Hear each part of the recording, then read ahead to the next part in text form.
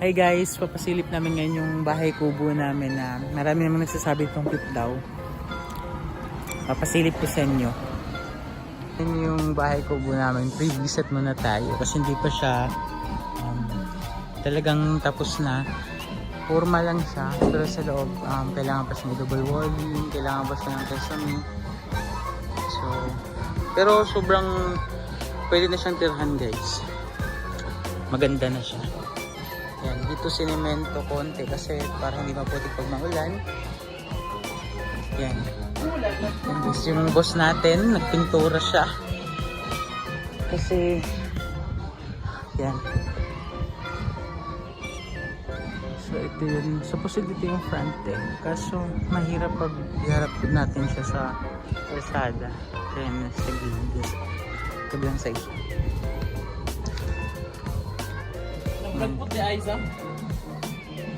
Guys, yung lupa na to, ano to, 90 square meter to.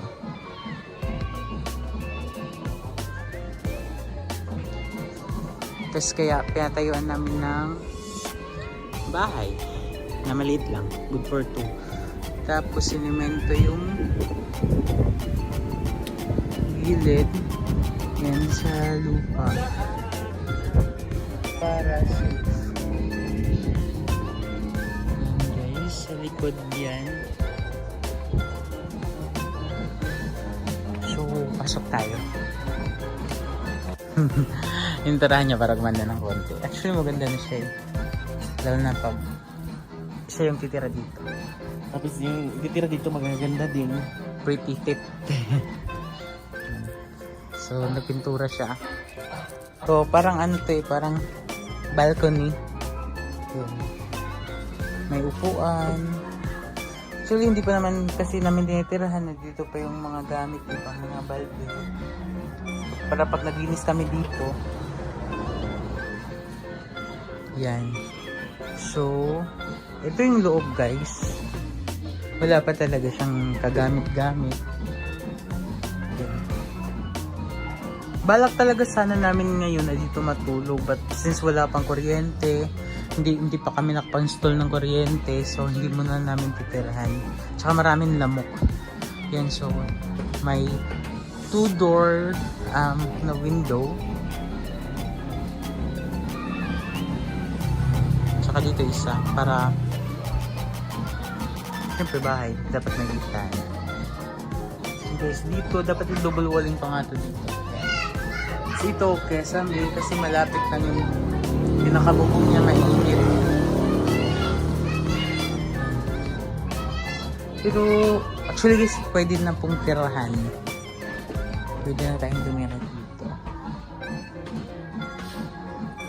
Yan yung pinakaharap. Kalsada.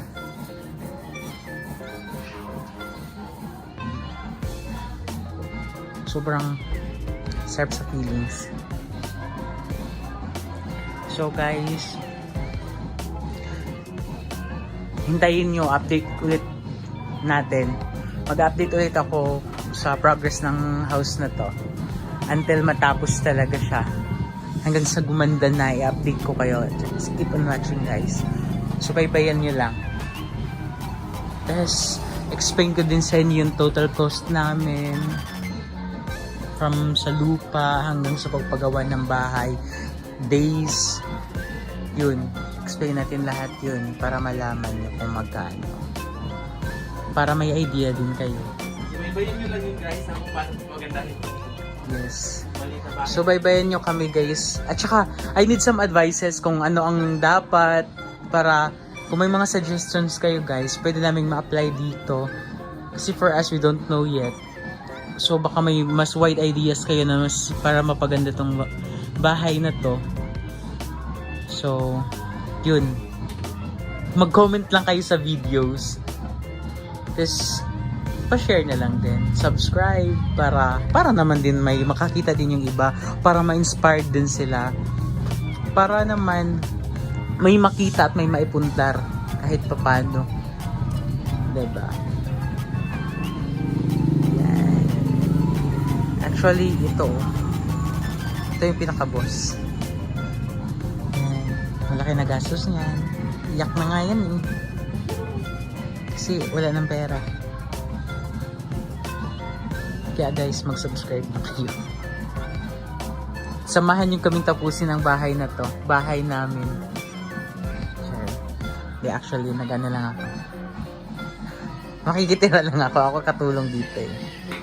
Sige ba guys, just that's all for now. Subaybayan nyo lang. Update ko kayo sa next vlog ko. Bye!